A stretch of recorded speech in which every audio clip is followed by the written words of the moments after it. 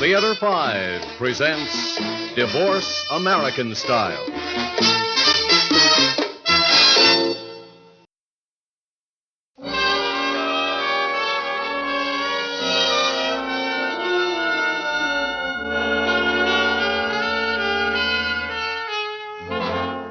Sorry, but I'm not buying this time around, Benny. No, I just wasn't impressed with the new fall line. It's not chic. Well, sure, it's just my impression, and I could be wrong. But it's not for our customers here at Willard's. I'll be very glad to look at your spring line when it's ready for a showing. Yeah, let me know. Good enough, Benny. Goodbye. Yes? I have another call for you, Mrs. Kellogg. It's Mr. Kellogg. Oh, put it through. Myrna, Yes, Bill. I'd like to drop over tonight. What for? We'll see if we can't start on the job of getting our stuff divided. Has your lawyer informed you about the house? Yes, he said you wanted it. Well, as long as that's clear. I put as much money into it as you did. You can buy me out, no problem. But the rest of the stuff. All right. What time do you want to come over? How's 8? Well, you know I eat dinner at 8. Well, that's a fine time to feed a kid. Raymond eats at 6, and he's in bed by 8. When do you spend any time with him? Now, Bill, did you call me up to start an argument? I'm very busy. I've got people waiting to see me. Now, if you want to come over to the house tonight, it'll have to be at 9. Okay, I'll be there at 9. See you. Busy, Myrna? Oh, I'm never too busy for the boss. Come in, Louis.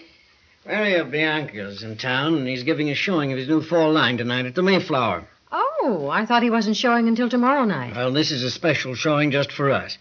Can you be there at 9? No, not tonight. Why not? This is... Oh, I've got a date with my husband at 9. Well, put it off. Without you, there's no point in the showing. Louis, I'm filing for divorce, remember? There are personal matters that Bill and I have to thrash out. Oh, this is going to be tough. What'll I tell Bianco? He's gone to a lot of expense. Well, that's his problem. I'll be there tomorrow night as per our original schedule. Well, okay, I guess. Louis, I'd much rather be at the showing, believe me, but this has to be done.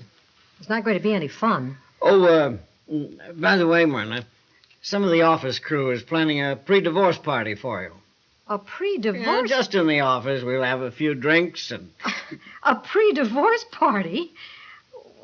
Louis, a divorce is a painful thing. I didn't know people actually celebrated it even before it happened. Yeah, it's wild. It's wild, all right. Real wild.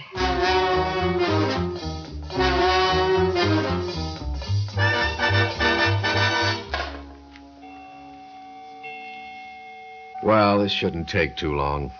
I hope not. I have an early appointment. Now, let's see. Where do we start? Mark everything down on your notebook. Yeah, sure. We've got 4 oil paintings altogether. They're all of about equal value. I'll take 2. 2? Yeah, supposing I take the seascape and the Rondini. The seascape? Oh, you take them off the wall over the mantelpiece, and will you tell me what I'm going to put there? Anything you want. Well, it's just like you to say that. Myrna, we agreed to divide these things as fairly as we could. Now, how are we going to do it if we start fussing over every little item? A Rondini is not a little item. It didn't cost any more than the seascape, or that's still life. Oh, can I buy them from you? I'll give you exactly what you paid for them. They're worth a lot more now. Now, look, Bill, I'm not asking for alimony. Remember that. You couldn't get it if you did. I could really put you on the rack, and you know it.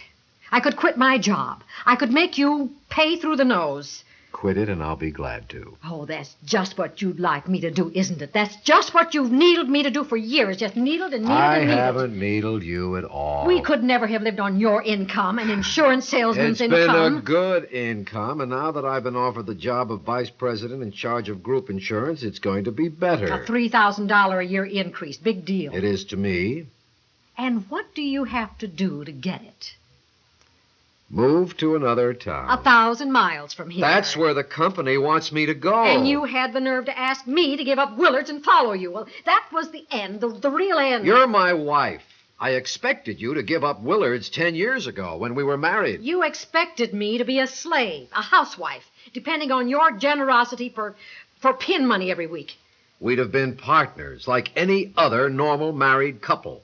And do you think we'd own a house like this if we depended on your income alone? No, but we'd own a house. Maybe we wouldn't own a Rondini, but we'd have been a lot happier. Maybe you would. I'd be miserable. Okay, let's get on with the job. You can have the Rondini and the seascape. I don't want anything from you. Myrna, why all this hate? Why can't we work this thing out amicably? Because you irritate me. Every time you open your mouth, you irritate me. We're never going to get anywhere this way. Now, how about this album? Oh, I don't remember this picture. What picture? This one right here. Oh, you snapped that picture yourself on the beach in Bermuda 6 years ago. That's Selma Jurgens and her husband, Oh, George. yeah, I remember. We stayed at their house. Nice guy, George. I remember this one at the Blue Elephant. Where? Right here. We were celebrating your birthday. That was the second year we were married, right? Oh, right. Yeah. You got a little high, remember? I remember that only too well. Yeah, and you got a crying check, huh? All I remember is that I just wanted to die. Yeah, and I had to undress you and put you to bed. Yes, I remember. Yeah. Yeah, I stayed up most of the night fixing your coffee and putting cold towels on your forehead. You were very sweet. We had a lot of fun that night anyway. Yeah. Didn't we start off at the Royal? We had dinner there, yeah. And the manager brought out a birthday cake with pink candles and a pink doll carved out of ice cream. Well, I just thought you'd like it. It was beautiful. It was so romantic. But it didn't last. Yeah. Well, how could it?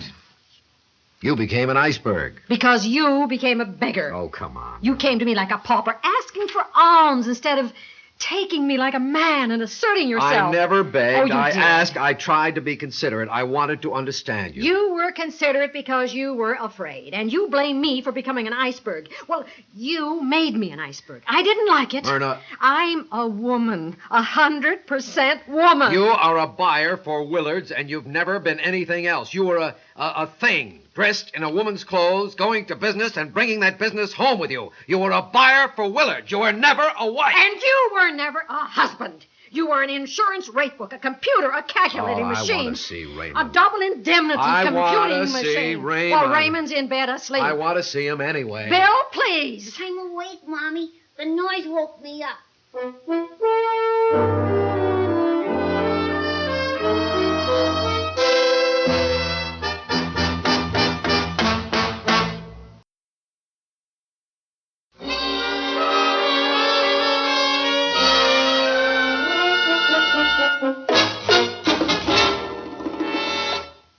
You were both talking so loud, Mommy, it woke me up. Well, Bill, I hope you're satisfied. Now I'll never get him back to sleep. Hiya, Raymond.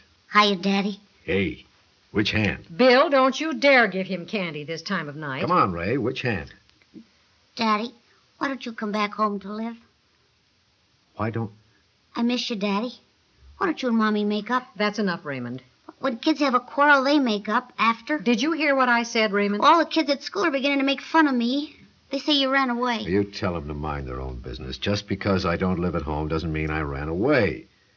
Your mommy and I are getting a divorce, and you see... But can't you get a divorce and still live at home? No, you can't. It's against the law. When people are divorced, they just go separate ways. Why?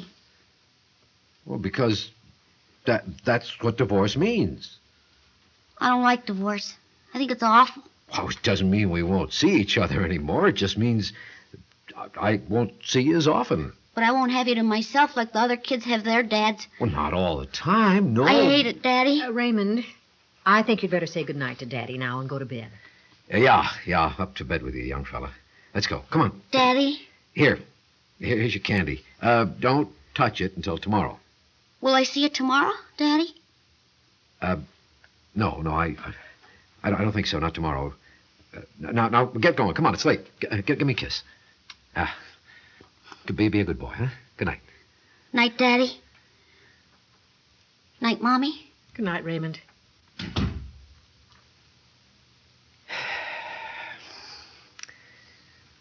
He's taking it pretty hard. What do you expect? You know something, Myrna? What? This is only a suggestion, so don't flare up. Well, what is it? Well, what would you say to reconsidering all this? What? Yeah. My lawyer has the divorce papers all drawn up. He's filing them on Friday. Well, that gives us a couple of days.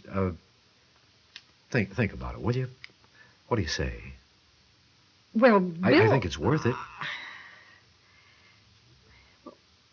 Well, all right. I'll sleep on it for what good it'll do. I'll sleep on it.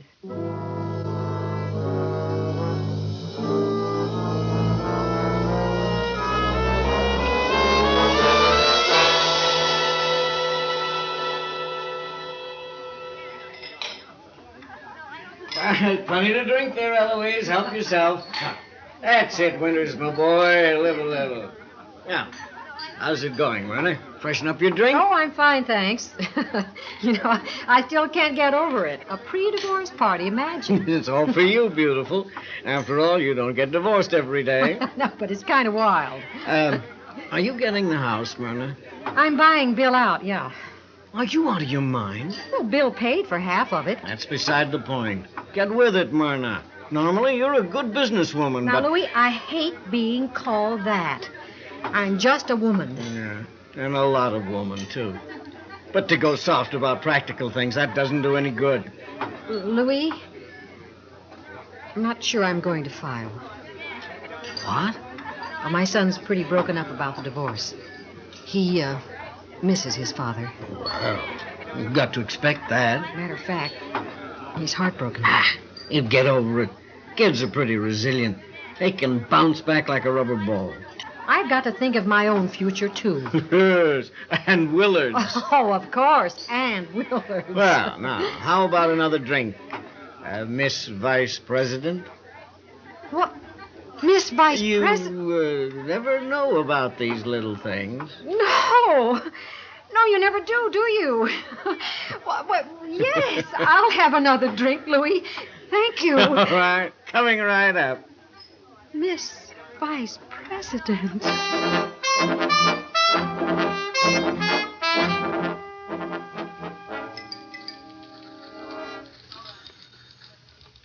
Yes, Jane, she agreed to sleep on it. And it's Raymond. And she's thinking it over. Oh, that's a good sign. Excuse me. Mr. Kellogg's office. I'll see if he's in, Mr. Robinson. It's Marvin Robinson of Western Liability. Well, tell him I'll call him back.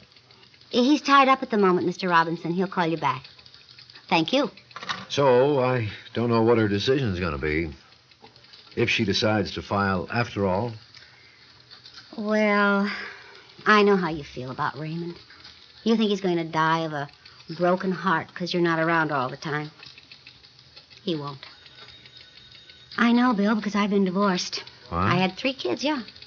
They were all heartbroken when the break came, but they soon got over it. Now they see their father often. In fact, it's always a big event when they go to visit him. You make it all sound very routine, Jane. No, it isn't routine, but, well, it isn't quite as tragic as you imagine. I love my son. He's very dear to me. Well, you don't stop loving him because you're divorced from his mother. And he won't stop loving you. But I won't be there when he needs me. Oh, yes, you will. No, not like a real father. If he needs you badly enough, you'll be there, Bill. And besides, isn't it better for him to grow up where there's love than where there's hate? I don't know. Get Myrna on the phone for me, will you? Sure, Bill.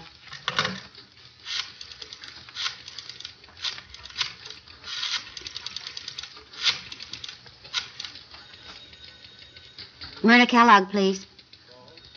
Mr. Kellogg. Mrs. Kellogg? Mr. Kellogg calling. Myrna, I've given our problem a lot of thought. Now, wait a minute. Don't give me your decision over the phone. I want to see you. Yeah, will you meet me at the Midtown, say at 7? Okay, I'll see you then.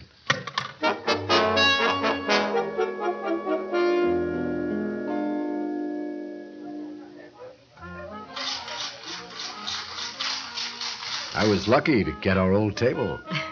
Why, of all places, did you have to select the Midtown? We spent a lot of happy hours here. What do you want, Bill? We agreed to sleep on it. I've slept on it. So have I. And I'm going to file. There's no other way. There's got to be another way. There isn't. Myrna, I can't believe that you hate me that much. I don't hate you at all. Then why can't there be another solution? There's a lot at stake here, Myrna. Raymond's happiness. Well, children get over this sort of thing. Yes, I know, but a wound's been inflicted. It may only bleed for a little while and then heal, but the scar remains. Oh, don't get melodramatic. Thousands of youngsters have been children of divorce, and they've grown up to be decent, well-adjusted citizens. But the scar still remained. Myrna, I know that we've been divorced emotionally for years. But now a real divorce, well, Myrna, that's a lot different.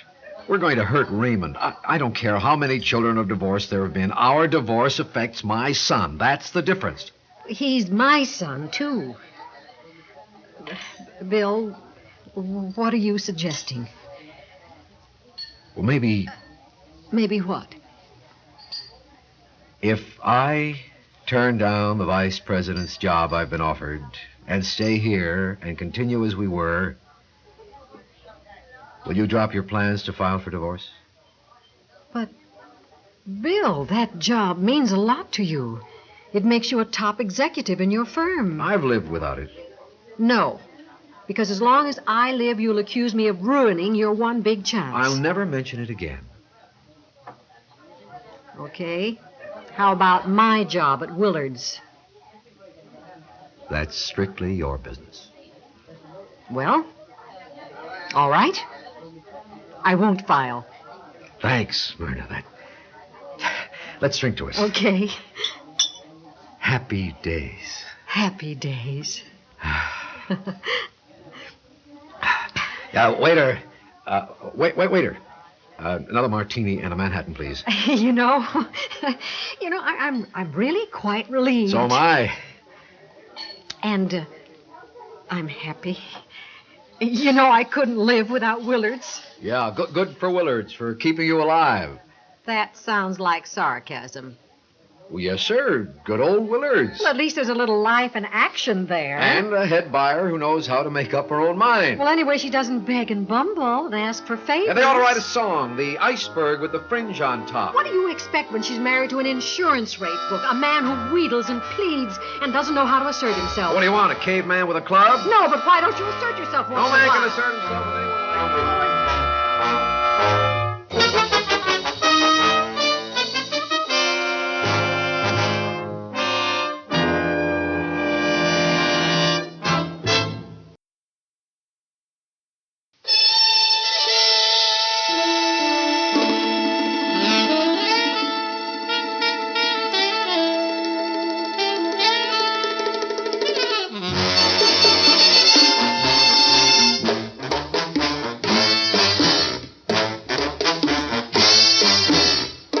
Theater 5 has presented Divorce American Style, written by Nick Cosentino, produced and directed by Ted Bell. In the cast, George Petrie, Vicki Vola, Evelyn Juster, and Albert Ottenheimer. Audio engineers Marty Folia and Neil Pultz. Sound technician Ed Blaney. Script editor Jack C. Wilson. Original music by Alexander Vlastotsenko. Orchestra under the direction of Glenn Osser.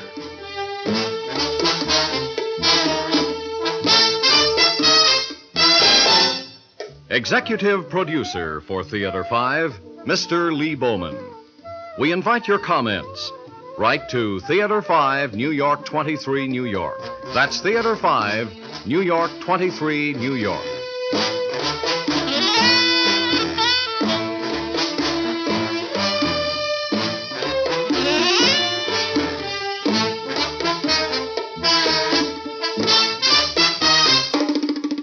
This is Fred Foy speaking.